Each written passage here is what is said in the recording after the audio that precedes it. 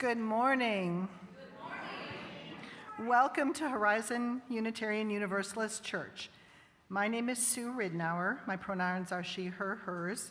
I am serving as your worship associate this morning, and I'm joined by our worship leader, Janine Sanford, whose pronouns are she, her, hers. As we prepare for our service this morning, please be sure to check your order of service for important announcements about congregational life. And now I think we have an announcement about Share the Plate. Okay. Good morning. I'm Katie Barnes. My pronouns are she, her, hers. And I just want to talk to you a little bit about MetroCrest Social Services, which is our partner, an organization that we support. And this month, it's our Share the Plate partner. So based in Carrollton, MetroCrest specializes in helping individuals, families, and seniors navigate through crisis situations and works to stabilize their lives for a brighter future. MetroCrest has always treated their clients with compassion, but it's amazing to see how they've evolved to better meet people's needs. The food pantry is set up like a real grocery store with like produce and frozen items, and clients shop for what they want. It serves about 3,000 families every month. Last year, MetroCrest gave out more than $1 million in housing assistance to prevent evictions and utility shutoffs. MetroCrest also provides financial coaching, employment coaching, job readiness, senior services to help seniors age in place, and seasonal programs focused on children, including holiday gift drives and food for the summer times. MetroCrest can source non-perishable food in bulk from the North Texas Food Bank really cheaply. And so we're kind of going to shift our focus on doing drives, 4 drives throughout the year to provide non-food items that they really need, like toilet paper, diapers, and shampoo. And that's part of why we're not collecting the canned food like we used to every Sunday. And then, of course, the Share the Plate is because the most effective donation is funding that MetroCrest can use wherever it's most needed. And if you're not in a position to give financially, you can also give your time. Part of why I'm passionate about MetroCrest is because I get to see the impact when I volunteer on first Saturdays of the month from 8:30 to 11. So Horizon has committed to providing 5 volunteers on every Saturday, although we miss a lot of Saturdays, like yesterday they were closed for the holiday, and then they also won't be open at Labor Day. But most of the time throughout the year, we go on first Saturdays. Teens can volunteer as long as they're 13. They have to have a parent between 13 and 15, and then 16 and up, they can volunteer on their own. And so it's a great opportunity to just help people just in the moment. Horizon also supports special events, like every holiday season, we send volunteers to help parents shop in the holiday store for their children, and that is very fun. I did that with my kids for many years.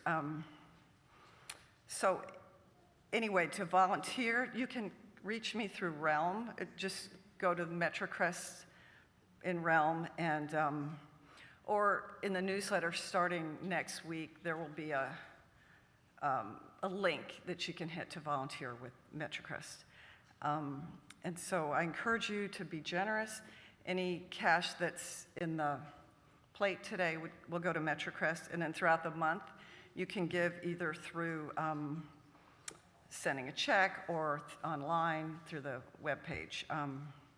So I encourage you to support MetroCrest because it's a great organization. Now, let us join our voices in responsive welcome. You'll find the words projected on the screen behind me. To all who are yearning for community, to all who are just getting started, to all who long to go deeper, to all with tender places needing care, to the ones who have healed and have care to give, for those who are curious and hungry to learn, for those who know they have something to teach, for the ones who are just beginning to suspect that they might nurture others' becoming, To the young and the old, the innocent and the jaded, the fresh of mind and the deeply steeped, there is room here for each and every one. Amen. Wherever you are on your spiritual journey, no matter who you are, the people you love, how you look, what you can or cannot do, you are welcome here, just as you are, in this community of care and concern. We will continue our conversation at coffee hour immediately following the service in the fellowship hall. Welcome, and let us worship together. Yesterday, we celebrated the 4th of July and the 250th birthday of the Declaration of Independence. For some of us, it means hot dogs, hamburgers, and fireworks. For others of us, MMA fights on the White House lawn and the destruction of the East Wing leave us feeling not so patriotic and downright hopeless. We are in a position, like our Revolutionary War ancestors, of going to no king's protests. Today's talk is titled A Revolutionary War World Cup Convergence. We are going beyond the traditional 4th of July framework to see if we can find joy and celebration through a new lens.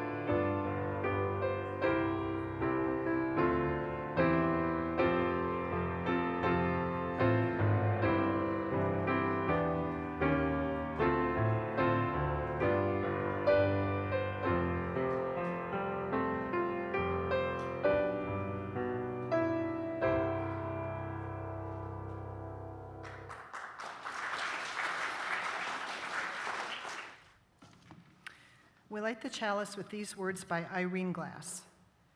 We kindle light, and with it possibility, that we are more than the sum of our parts, that the world is more than a problem to solve, that illumination is more than a simple flame.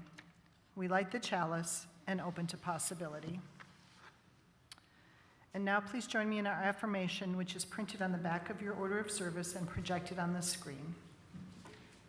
Love is the doctrine of our church. The quest for truth is its sacrament, and service is its prayer. To dwell together in peace, to seek knowledge in freedom, to serve humanity in harmony with the earth. Thus do we covenant together.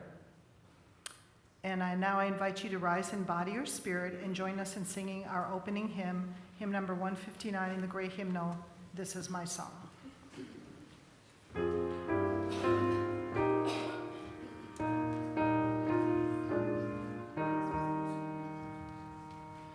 This is my song, O God of all the nations,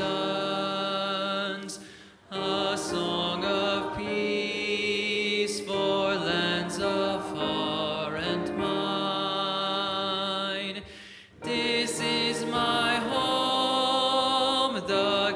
country where my heart is. Here are my hopes, my dreams, my holy shrine. But other hearts in other lands are beating with hopes and dreams as true and high as mine. My country's skies are bluer than the ocean, and sunlight beams on clover, leaf, and pine. But other lands have sunlight too, and clover, and skies are everywhere as blue as mine. Oh, hear my song, thou God of all the nations, a song of peace for their land and for mine. Well, I'm going to call up my special guests. And now I'd like to call up the young and young at heart for a story so you can see our special guest today. So come on, sit right up front. All right, here they come. This is great. Well, I just want to say welcome to everyone. Today we have the honor of speaking with two remarkable Americans who helped shape our nation's beginning. One of our nation's founders and second president, John Adams, and First Lady Abigail Adams. Thank you. It is a pleasure to be here. We are delighted to share a few memories of those remarkable days. It should be noted that the Adams family were among the ancestors of what we now call Unitarians, although the term Unitarian was not in common use in those days. Yes, our congregation in Quincy, Massachusetts is now part of the Unitarian Universalist Association. I heard your coming of age class just went there last month. Oh, yes, we did.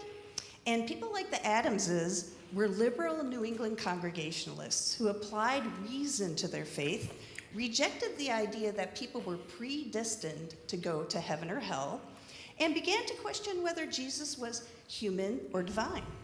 Many also saw God as one being, not one deity with three distinct parts called the Trinity, like many of their Christian neighbors believed.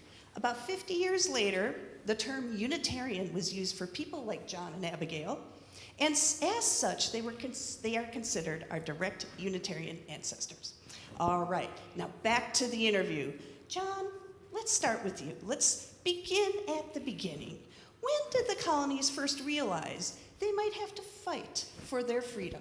Tensions had been growing for years, but everything changed on April 19th, 1775, when fighting broke out in Lexington and Concord.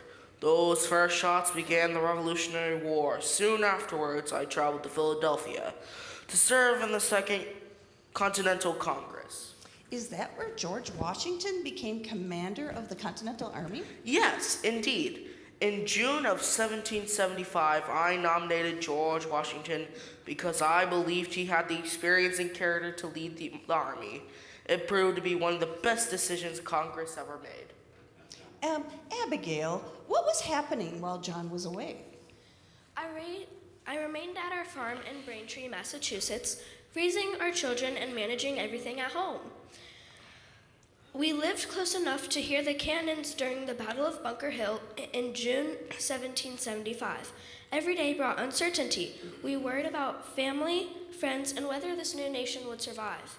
Food was scarce, sickness was common, and every letter from John was precious. The revolution was fought not only by soldiers, but by the families who endured years of uncertainty and sacrifice. John, 1 year later came one of the most important moments in American history. Yes, July 4th, 1776. Congress approved the Declaration of Independence. Although the vote of independence actually came on July 2nd, July 4th became the day Americans celebrated because it was when the Declaration was officially adopted.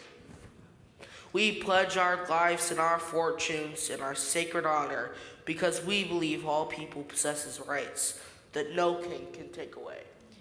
We knew that signing the Declaration meant risking everything, our homes, our fortunes, and even our lives. But we believed liberty was worth the sacrifice. Abigail, around that same time, you wrote one of the most famous letters in American history, right? I did. In March 1776, before independence was declared, I wrote to John and urged him to remember the ladies when creating the new government. I hoped America would grow into a nation that valued fairness and justice for everyone. Abigail often reminded me that liberty must be joined with virtue. Freedom, without wisdom or kindness, it cannot endure. John, and how did the Revolutionary War finally end?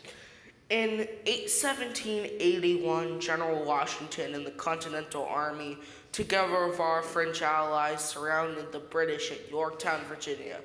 British General Cornwallis surrounded, and although peace negotiations continued, the fighting was essentially over. Yes, but winning the war wasn't the end of the story, was it? Not at all. We still had to build a government. In 1787, delegates met in Philadelphia to write the United States Constitution. It created a stronger national government than we had under the Articles of Confederation.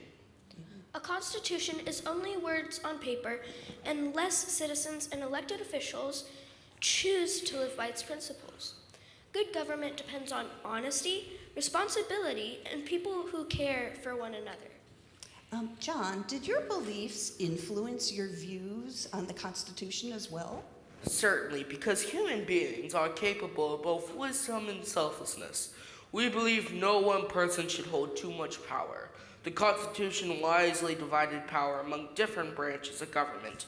Good government should encourage virtue while protecting liberty. And we believe that education was essential. A free people must be able to read, think, and make wise choices. Democracy depends upon informed citizens who respect one another, even when they disagree. John, you later became the second president of the United States, correct? Indeed I did, serving from 1797 to 1801. Those were difficult years, but I reminded confidence that preserving peace, protecting liberty, and strengthening our Constitution were among my greatest responsibilities. And our son John Quincy also became the sixth president and also held many diplomatic roles in our government. One final question for you both, and let's start with you, Abigail. Looking back, what do you hope today's Americans remember? That freedom and democratic processes are never something to take for granted. And remember this, our nation was built not by perfect people, but by people who believed that liberty was worth working for. Well said, both of you. Your words still ring true after 250 years. Thank you, John and Abigail, for sharing your remarkable stories. Thank you. And may you cherish and protect the freedoms that so many work so hard to secure. And let's thank our guests.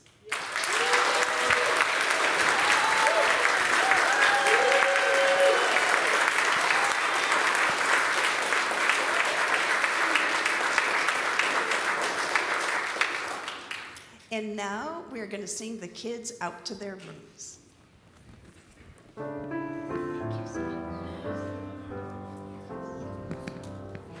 May your mind be open to new learning. May your lips bring truth into the world. May your heart know love and your hands do the work of justice as you go your way in peace. as you go your way in peace. As we heard earlier from Katie, July's Share the Plate recipient is the MetroCrest Services Center. We give to remind ourselves how many gifts we have to offer. We give to remember that we are part of something bigger than ourselves. We give because we believe in music and sacred space. We give with the faith that together we have enough. Thank you to our members and friends who give and pledge electronically. If you would like to give electronically, you may do so on the Realm Connect app or online at horizon.org/donate. The offering will now be joyfully given and received. Thank you for your generosity.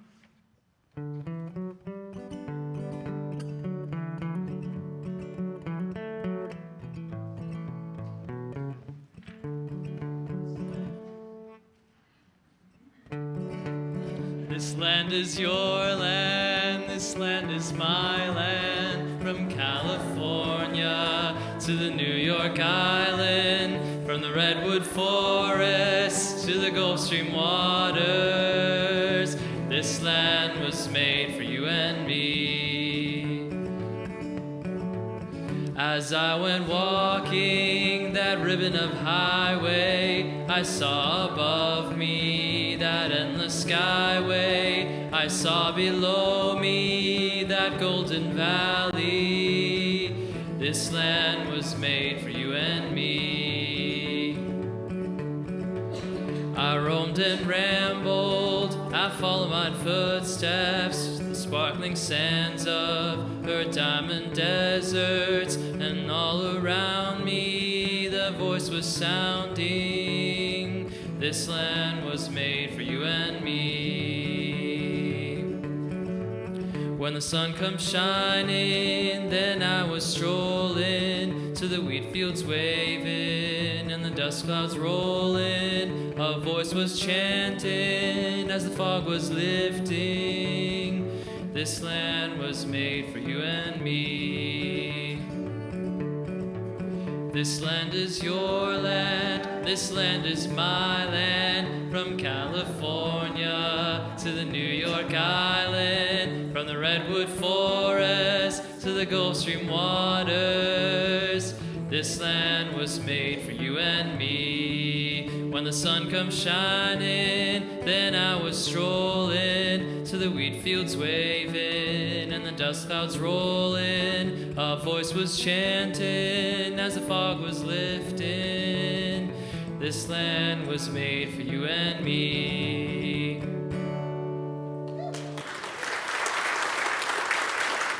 We are Unitarian Universalists.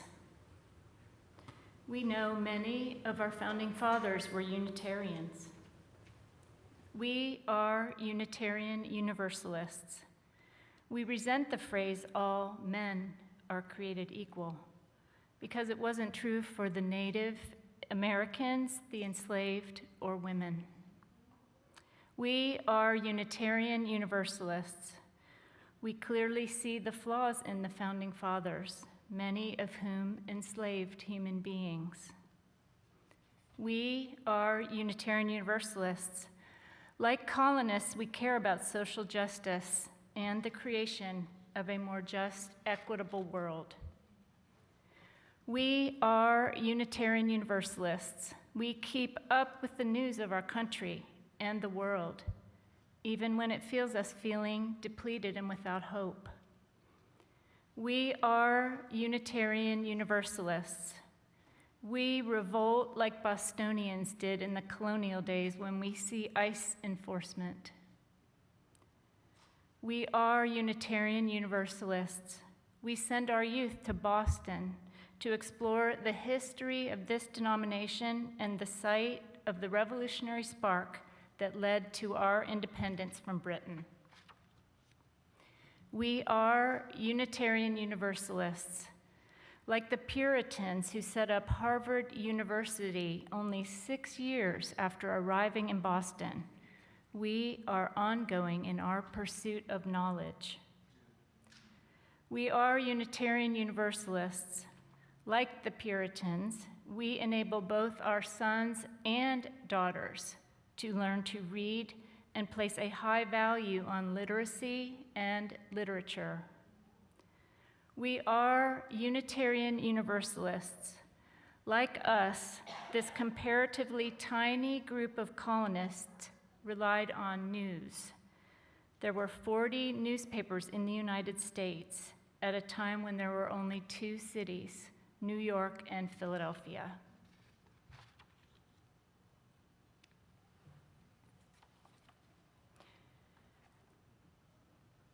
We now take time to honor the sorrows and joys of this community, knowing that we are all interconnected and that what affects one affects us all.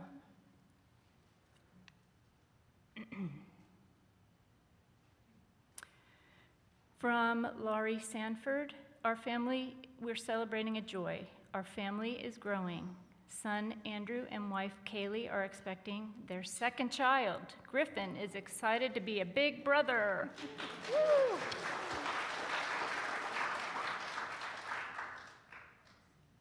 A sorrow from Phil and Linda Perry. Our beautiful daughter-in-law passed unexpectedly on Monday. Jennifer was seeming to be in good health. We remain in shock. Please send thoughts to her husband, Chris, and 4 children. A joy from Anonymous. As we celebrate the 250th birthday of our country, let us remember that when the power of love beats the love of power, then the world will know peace. We light a candle this morning to honor all the joys and sorrows which have gone unspoken and reside only in our hearts. Please join me in the spirit of prayer and meditation in whatever way feels right with these words from A.J. Van Tyne. Spirit of transformation, may our hearts break open and stretch out to join with the hearts of others who yearn for a freer world. Each heart, a building block of a better society. Each life hoped, lived for hope and resistance, a prayer for a nobler world.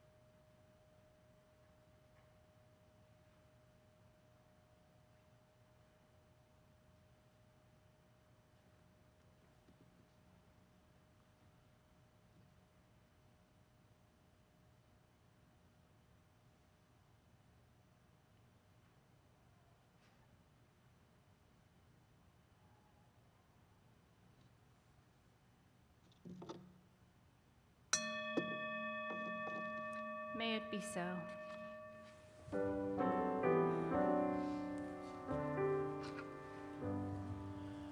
Voice still and small, deep inside all, I hear you call, singing. In storm and rain, sorrow and pain, still we'll remain singing, calming my fears, quenching my tears, through all the years singing. This was posted online under the name Lady Libertie. When I read it, I thought, gee, I really needed that. So I'm thinking maybe you do too. I did not want this World Cup here. Let me start there, because Lady Liberty must confess her sins before the congregation. I was angry at FIFA for coming to the United States while our country is in this much turmoil. I thought they should have refused. I thought the whole spectacle would be a 5-week humiliation reel. Foreigners gawking at us, mocking us, getting fleeced by our prices, bruised by our policing, stranded by our transit, and then flying home with fresh evidence that America had finally lost her marbles. I imagined the worst version of it. I imagined the world showing up to a country cracking down the middle and saying, "Good Lord, what happened to you people?" And I was dead wrong, because what has unfolded instead is one of the sweetest, strangest, most culture-affirming things I've seen in a long time. It has not felt like an invasion. It has felt like a great big international sleepover where everybody brought a flag, learned one another's songs, got sunburned, ate too much, cried at midfield, and discovered that America is not only the place they see in disaster clips, shooting headlines, political horror shows, and social media sneer posts. America is also a Boston bar full of Scots belting out "Take Me Home Country Roads" like West Virginia had just annexed Glasgow. America is a Boston police officer juggling a soccer ball while a crowd of international fans loses its entire mind because for one minute, nobody is performing a culture war.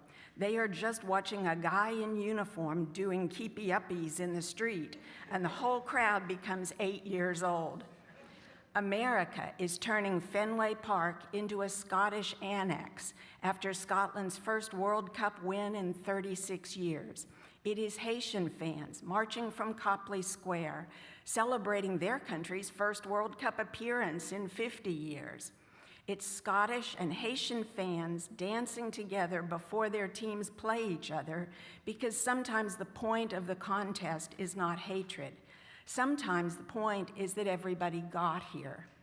America is a German soccer fan named Freddie, becoming a folk hero because he came here for the World Cup and fell passionately, hilariously, completely in love with the most ordinary parts of this country.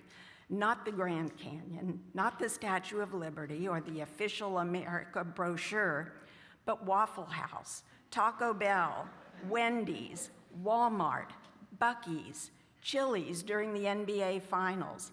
The man went to Waffle House at 1 a.m. and praised the food, the prices, and the friendly staff like he had found a roadside cathedral. I've never been to Waffle House, but that's not the impression I've ever gotten about it from social media posts. He went to Wendy's and treated the Coca-Cola freestyle machine like America had handed him the controls to a spaceship. He looked at Buc-ee's and had the correct reaction, which is, "This is a gas station?" "Yes, sir. Yes, it is. Welcome to the Republic." And people loved it because he loved it. That is the part I did not see coming. I did not expect how much Americans needed to watch other people enjoy America. Not the empire, not the oligarchs, not the political machine, not the billionaire rot sitting on top of us like a gilded vulture. I mean America, the actual country. The weird, generous, loud, excessive, funny, sincere, oversalted, underfunded, chaotic, open-hearted country where a hotel receptionist gives strangers a ride in the rain so they don't have to walk an hour to a stadium. The country where visiting fans discover ranch dressing, ballparks, gas station empires, a gallon of milk, and the strange civic sacrament of eating food you do not understand in a place you did not plan to love. There have been moments that feel almost too on the nose. Japanese fans cleaning up the stands after a match in Dallas, the kind of quiet civic grace that makes everyone else look at the floor and think, well, now we all have to be better people. Frenchmen adoring American pastries, Fans from everywhere filling our cities with song instead of contempt.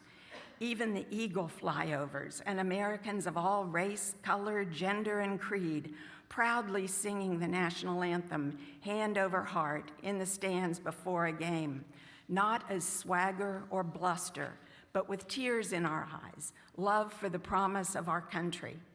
It matters because Americans have been force-fed contempt for ourselves for years. Some of it we earned. Let's not get precious.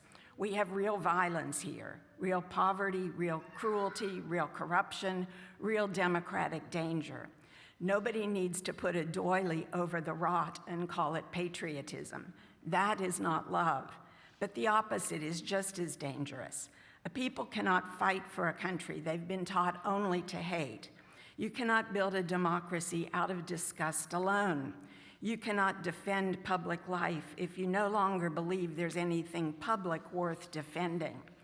You cannot ask people to sacrifice, organize, vote, march, strike, protect one another, and hold the line if all they've been given is a picture of America as a scam, a punchline, a crime scene, and a lost cause. So yes, we need the indictment, but we also need the reminder. We need to see the world come here and find joy in us. We need to see strangers fall in love with our ordinary. We need to see our cities become meeting places instead of battlegrounds. We need to hear other people sing our songs badly and beautifully. We need to watch them eat our ridiculous food and call it wonderful. We need to remember that culture is not just museums and monuments.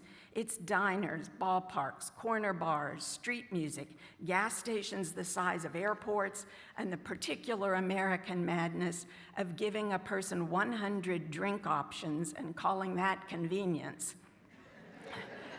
This World Cup has not fixed American. Good grief, no.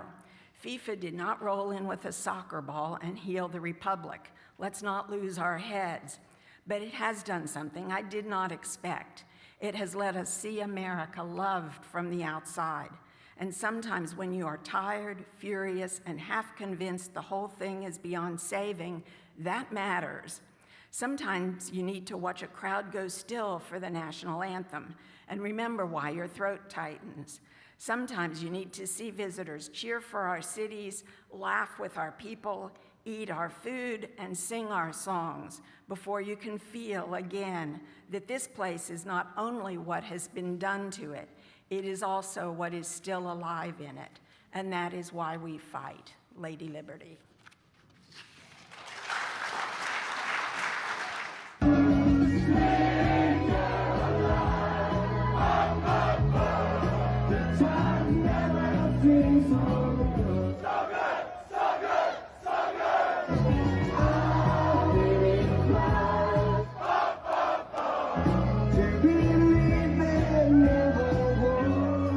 Here's why Scotland going to the World Cup might just be the best thing to happen to America. You see, for years what we've known is headlines of negativity telling us that people want war and we hate each other, and then a random bunch of Scottish people go to the place that we're told to be careful if you're going. And all of a sudden people have opened their homes, they're showing us around Walmart, we're trying foods we've never heard of before, they're wearing kilts and dancing in the street and making memories that you know they're going to talk about for the rest of their life. Because we've shown the world that people don't want division. They want connection, they want friendships across the Atlantic, they want to try on our kilts and call them skirts, we won't mind honestly. We want to try your American snacks and foods, a corn dog, a Twinkie, and tell you how terrible it is and for you to laugh. People want to dance in the street, we'll teach you the Highland Fling, or maybe we'll teach you the slosh, but the point is that joy thrives above anything else, and Scotland might not win the World Cup. Look, I hope we do, but even if we don't, we've shown the world something much more important. The most popular song in the land? Take me home.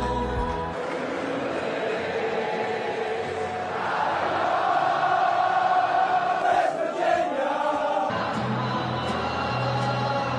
Take me home. Country road. Country road. Take me home to the place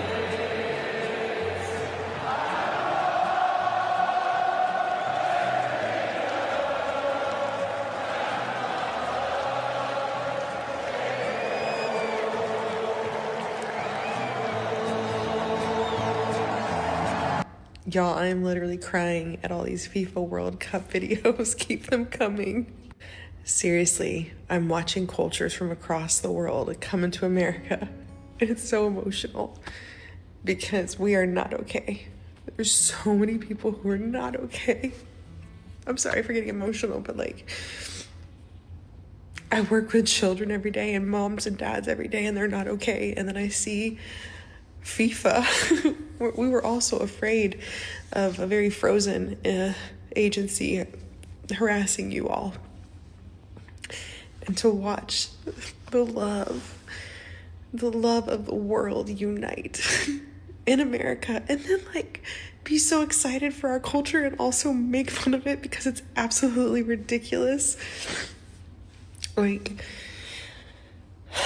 seeing people experience Southern hospitality. I'm Texan. Like, we are so nice in Texas, but we're all so tired because so many people can't afford to live.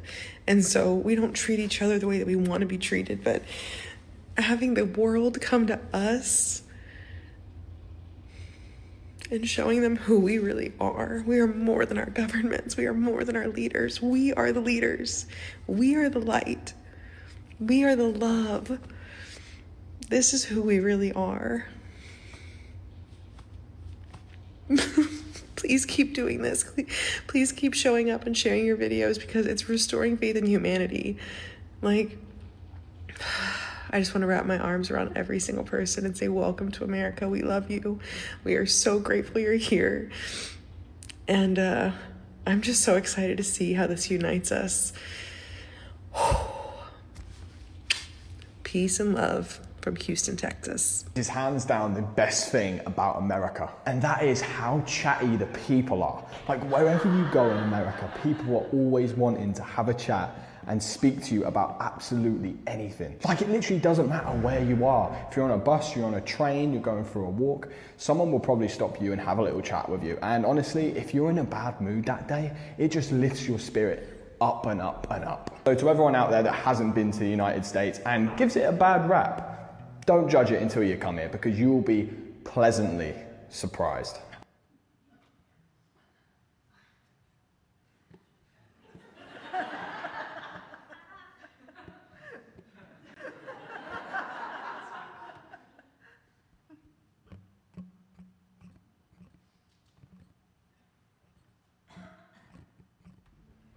A reading. I think one of my favorite moments has been seeing bagpipers and street drummers playing together in Boston. And then I love Erling Haaland's post in his cowboy hat and his "You Can Kiss My Dallas" t-shirt. See, Norway play Brazil today. All right.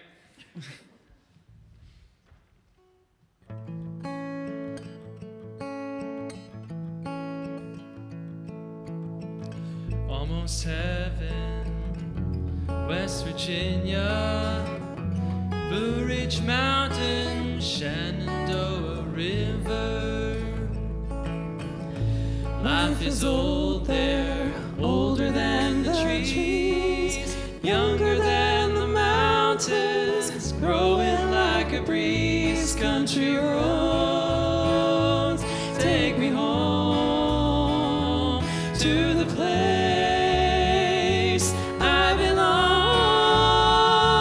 West Virginia, Mountain Mama, take me home. Country roads,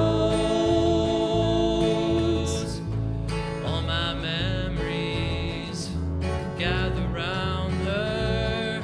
Miner's lady, stranger to blue water, dark and dusty, painted on the sky. Misty taste of moonshine, teardrop in my country roads. Take me home to the place I belong. West Virginia, Mountain Mama, take me home. Country roads, I hear her voice in the morning hour. She calls me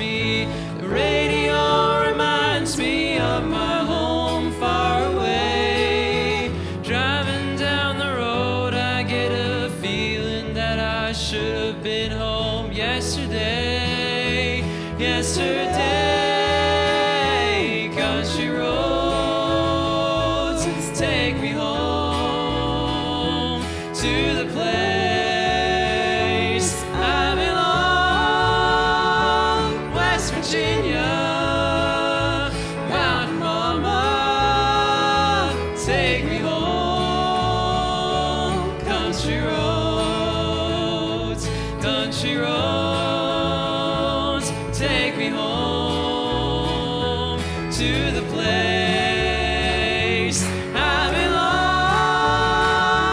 belong. West Virginia, Mount Mama, take me home, country roads, take me home, down country roads, take me home, down country roads.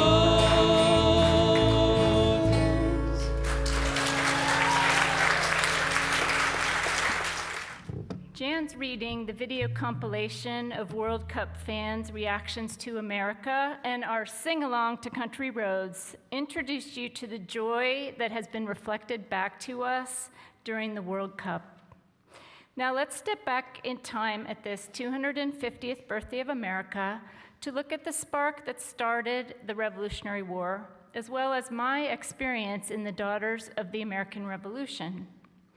As you heard from John and Abigail, Britain, in an attempt to pay off war debt, enacted the Stamp Act, imposing a tax on all paper goods, including legal documents, newspapers, almanacs, calendars, and playing cards. Taxing of printed materials was feared to harm the dissemination of information in the colonies. As you heard earlier, the colonists relied heavily on printed newspapers, which served as the main source of information about events across the colonies, such as eyewitness reports from battles, letters, and breaking news. A Stamp Act Congress was called and met in New York in 1765, a meeting that led 9 colonies to declare the English crown had no right to tax Americans who lacked representation in British Parliament. After the passage of the Stamp Act, popular leaders, such as our John Adams and his second cousin Samuel Adams, stoked the flames of discontent. Colonists started to realize that the individual was entitled to certain liberties. If laws passed by any legislative body violated those entrenched rights, the law would not be valid and therefore would not be followed.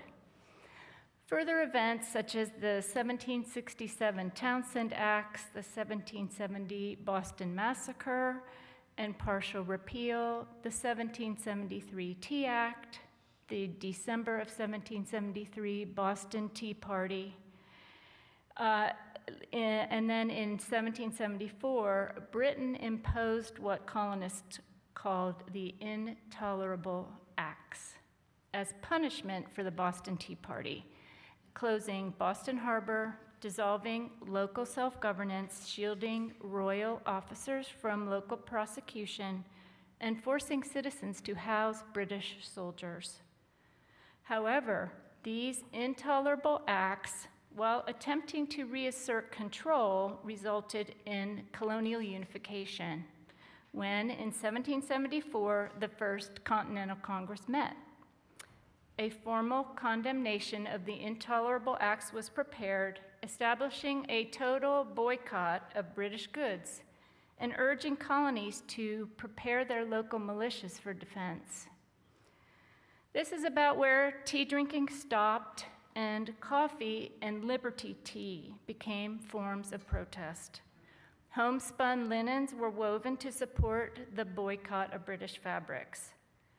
We entered the Revolutionary War with Britain April 19, 1775, with the battles of Lexington and Concord in Massachusetts. The Declaration of Independence was adopted by the Second Continental Congress, July of 1776. Major military operations ended following the British surrender at the Siege of Yorktown in Virginia, October of 1781. The war officially ended September 3rd of 1783 with the signing of the Treaty of Paris, which formally recognized the independence of the United States. The time elapsed 8 years and 4 months. April 1775 to September 1783. A revolution, a united 13 colonies, fast forward to 2026, and our embarrassment about our country's government and our despair as we hang on by our fingernails through the current administration. I invite you here and now to take a little time to put aside the dark times we dwell in, scroll through and watch on the news, and live in the hopes that a future candidate can turn this ocean liner around.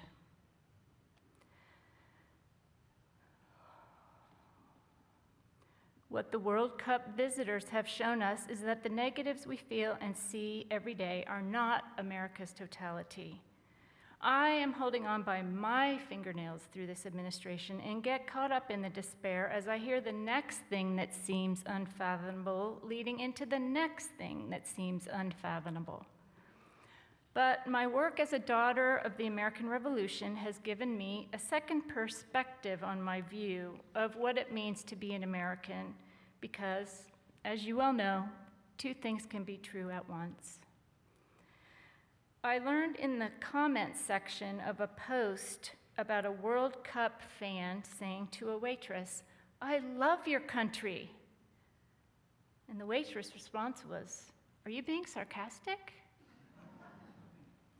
It was there that she was denounced in the comments, in the overflowing, as you can imagine, comments section as a liberal, because liberals hate their country. I had to call my son and say, "Is that true?" He said, "Yeah, Mom, it is well known that liberals hate their country." Here's some data. 2023 Gallup poll found that national pride on the left has precipitously declined in the past 2 decades. Party identification remains the greatest demographic differentiator in expressions of national pride, stated Gallup. And Republicans have been consistently more likely than Democrats and independents to express pride in being American. We can be critical of the government, ICE, we can be enraged by police brutality against minorities, and at the same time, we can be inspired by what the founders wrote, even though they didn't do it perfectly. 250 years ago, they took a philosophical approach to what it takes to lead and represent a country, flipping monarchy on its head. They argued that sovereignty resides with the people and rejected the divine rights of kings. The founding fathers gave us democracy in a form never seen before in our world. Do you see our Unitarian deist roots here? That government is a human construct to protect natural liberties. While they might have written that all men are created equal, leaving out enslaved people and women, it doesn't mean we have to discard the bravery of what it meant to stand up for injustices imposed by a king. To stand up for injustices just as we do as Unitarian Universalists. After all, we too are protesting no kings. Let me share a little bit about my background. I'm a bicentennial kid. I grew up in Pennsylvania, graduated from high school in 1976, just went back for my 50-year class reunion in the year of our country's semi-quincentennial, the 250th anniversary. Another bit of background, I have loved genealogy since I was a kid. It was always in my mind to see if I could join the Daughters of the American Revolution, known as the DAR, and I did so several years ago. To join, you must prove a bloodline back to either a patriot, such as mine, who paid the Pennsylvania supply tax to fund the Revolutionary War, or to a soldier of the Revolution, or someone who served in office or provided assistance to the troops, such as supplying food or horses. Since joining this apolitical and a-religious service organization, I've been involved in the DAR side of celebrating America 250 in our very own DAR way. Our events are in no way linked to the 250 Freedom or American State Fair plans of the administration. By the way, 3,000 delegates at the DAR Continental Congress voted last Friday against preventing transgender women with amended birth certificates from joining the DAR.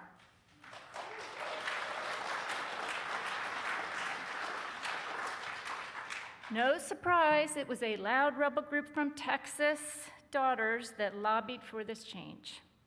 As a UU, I am glad to see that the DAR pushed back against discrimination. One of my favorite projects is leading our chapter's Patriot Records project. We capture names from Revolutionary War pension records so that anyone in the world can research on the public DAR genealogy website. This project involves reading colonial cursive handwriting, which is both fun and challenging. Reading the stories and documents gives me an up-close perspective on what it took to earn our freedom. This is akin to the view World Cup visitors are giving me with their reactions to America of today. Here's a portion of one letter brought to you from the National Archives and the Family Search AI model that reads colonial cursive. Under the Act of Congress passed June the 7th, 1832, granting pensions to officers and soldiers of the Revolutionary War who have served 6 months and upwards.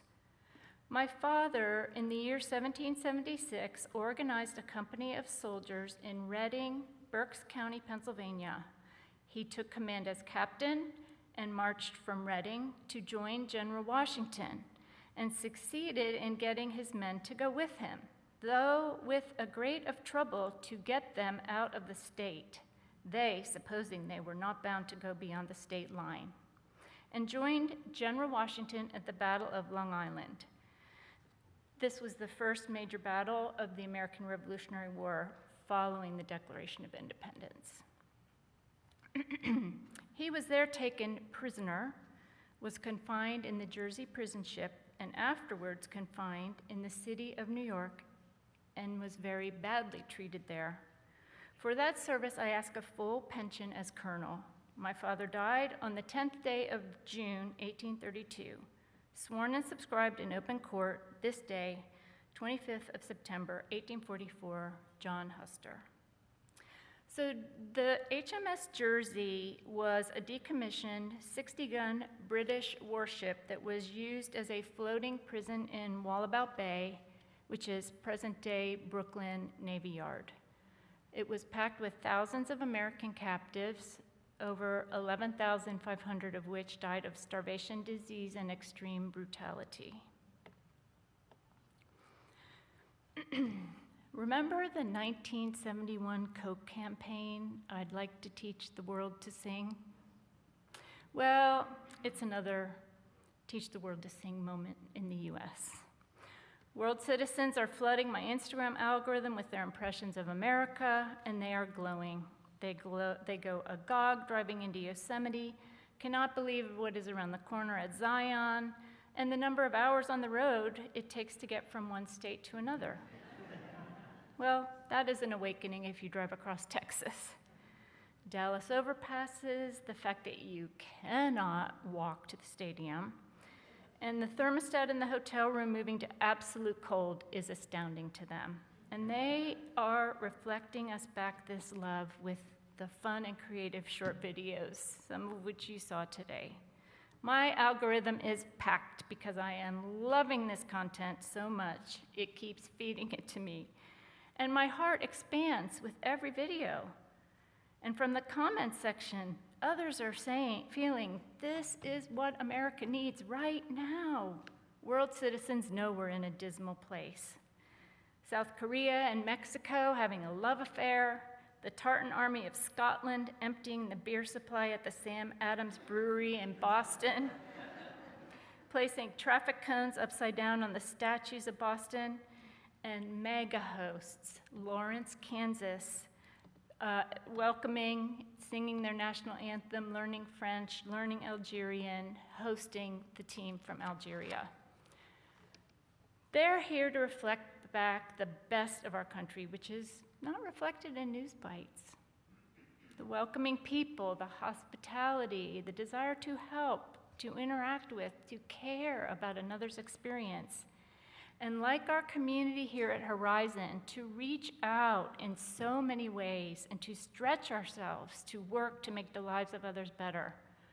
All the way from Katie Barnes' heartbreaking work when volunteering at the immigration court to so many in our church that work towards justice and greater good. Here are some of my favorite captions from the video. The funny one of the guy peering out the blinds, the US government watching the American people getting along with other countries. And two, I just like to read over and over again. The World Cup is just the US having a giant sleepover with the cousins we never see because our parents hate each other. And maybe the US needed it more than anyone else. Ooh. As you, we will continue to carry the flame of the revolutionaries who fought against the injustices of the Crown of Britain, 27 of which were spelled out in the Declaration of Independence. How can we carry the spirit of the World Cup visitors? How can you carry the flame of connection and joy in these challenging times? At the least, we can smile internally when reflecting on the joy that our visitors have reflected back to us on a birthday when we needed it most. We will lift up our voices as the World Cup visitors did with a rousing closing sing-along to Sweet Caroline.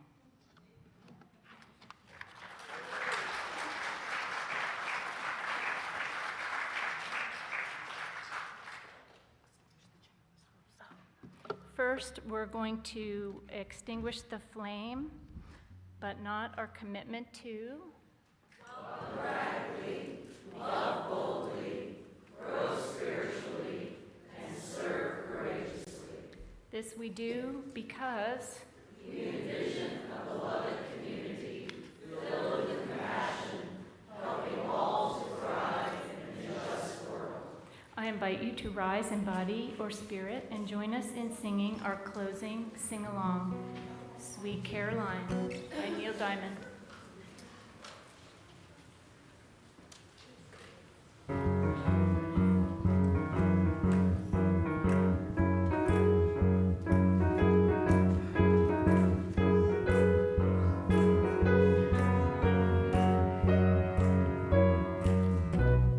Where it began, I can't begin to know it, but then I know it's growing strong. Was it the spring? And spring became the summer. Who'd have believed you'd come along?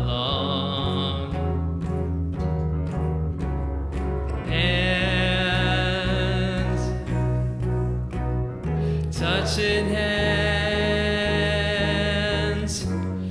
reaching out, touching me, touching you, sweet Caroline. Good times never seem so good. I've been to believe they never would, but now I look at the night, and it don't seem so lonely. We fill it up with only two.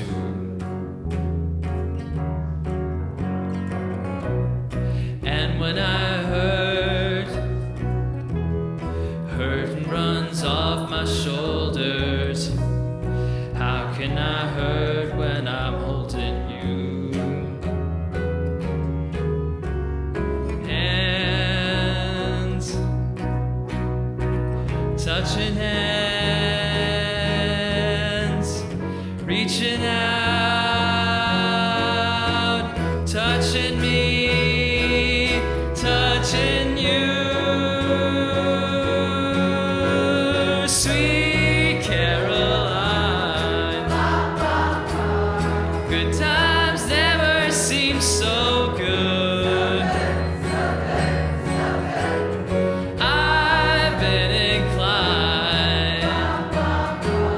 to believe they never would, but no, no.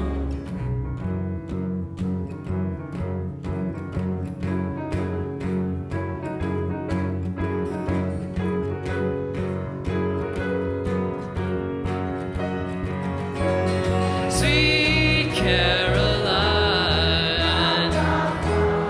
good times never seem so good. I'm been inclined. I believe they never could. Oh, sweet Caroline, good times never seem so good. I've been inclined to believe they never would. Sweet Caroline.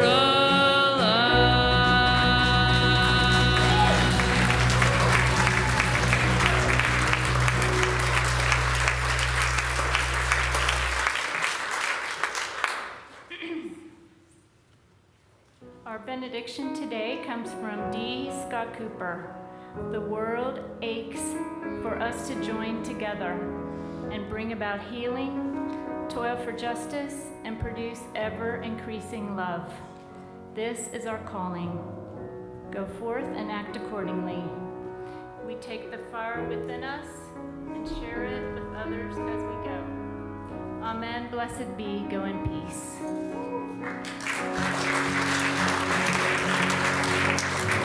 Sweet Caroline, good times never felt so good.